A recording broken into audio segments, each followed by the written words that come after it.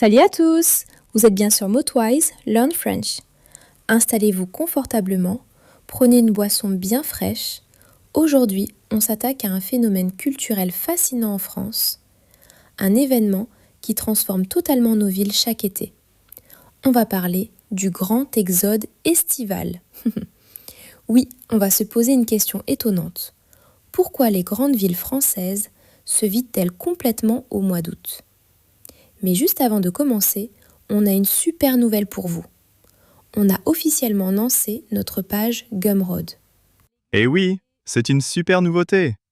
Pour chaque épisode de podcast, on vous prépare désormais des workbooks complets, des cahiers d'exercices pratiques avec le vocabulaire clé, des explications culturelles et des quiz.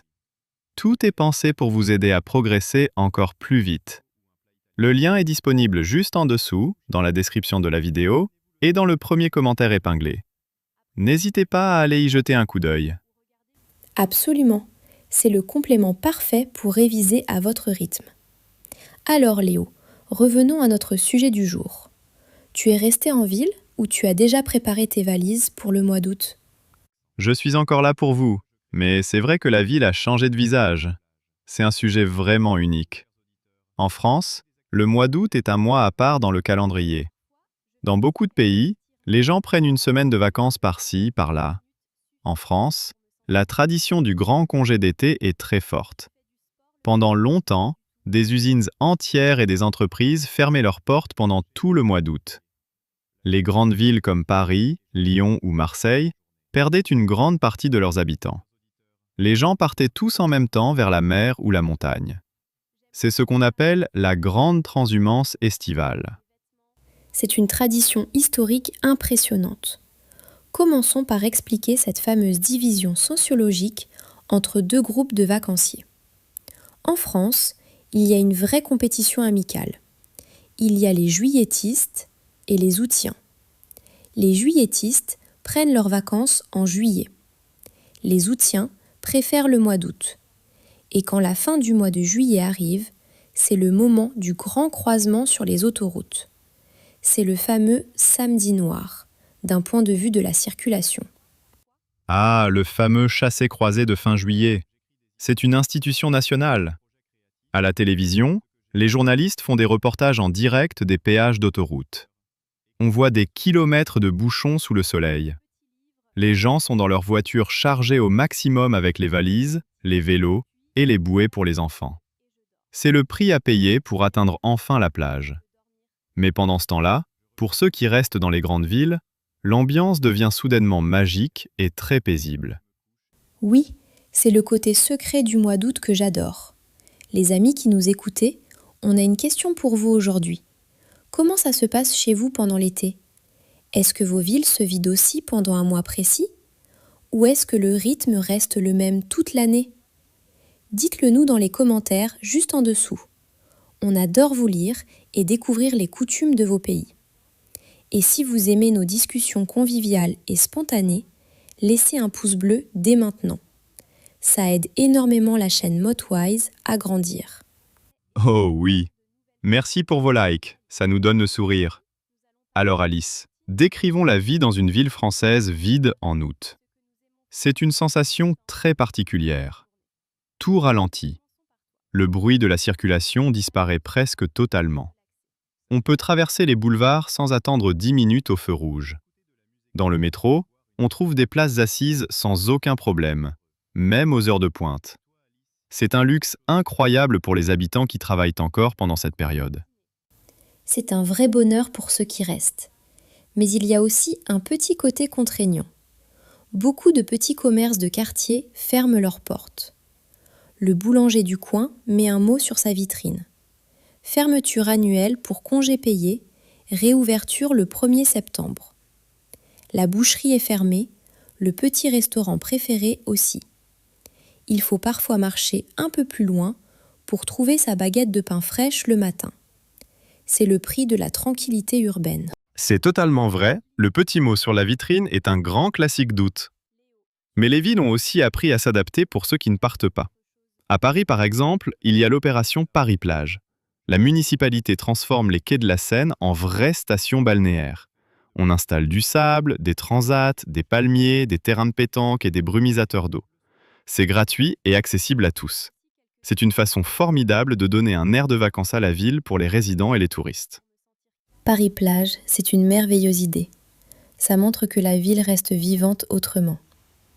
Et pour vous qui apprenez le français avec nous, cette période est idéale pour pratiquer la langue si vous visitez la France. En août, l'ambiance est beaucoup plus détendue. Les gens sont moins stressés. Les passants ont plus de temps pour vous répondre dans la rue si vous cherchez votre chemin. Profitez-en pour engager la conversation. Utilisez des phrases simples du quotidien comme « Bonjour, où se trouve le parc le plus proche ?» ou « Avez-vous un endroit au frais à me conseiller ?» Je confirme à 100%. L'ambiance est nettement plus chaleureuse et patiente. C'est le moment idéal pour surmonter votre timidité orale. Même si vous faites de petites erreurs de grammaire, personne ne vous jugera. L'important est d'oser communiquer. Les Français apprécient beaucoup l'effort spontané. Si vous sentez que votre interlocuteur a du temps, n'hésitez pas à échanger quelques mots de plus. Chaque petite victoire orale renforce votre confiance en vous. Vous avancez pas à pas, soyez très fiers de votre parcours. Et n'oubliez pas d'utiliser nos workbooks sur Gumroad pour retravailler ces expressions à la maison. C'est le meilleur conseil. Osez parler sans la peur de se tromper. En parlant de vacances et de vocabulaire estival, Léo, j'ai une question amusante pour toi. Quel est le mot familier ou l'expression que les Français utilisent souvent pour parler du moment où ils ne font absolument rien pendant leur congé d'été? Sans aucune hésitation, c'est l'expression faire la grasse matinée. Mais pour la journée entière, on parle souvent du verbe lézarder. Lézarder, comme un lézard au soleil. Ça veut dire rester allongé au soleil sans rien faire, se reposer complètement, profiter du farniente. Et il y a aussi le verbe familier glander ou buller, qui veut dire ne rien faire de productif. Quand un Français vous dit « Cet été, je vais juste buller au bord de la piscine », ça veut dire qu'il va se détendre au maximum et oublier tout le stress du travail. J'adore. Buller et lézarder, ce sont vraiment les verbes officiels du mois d'août.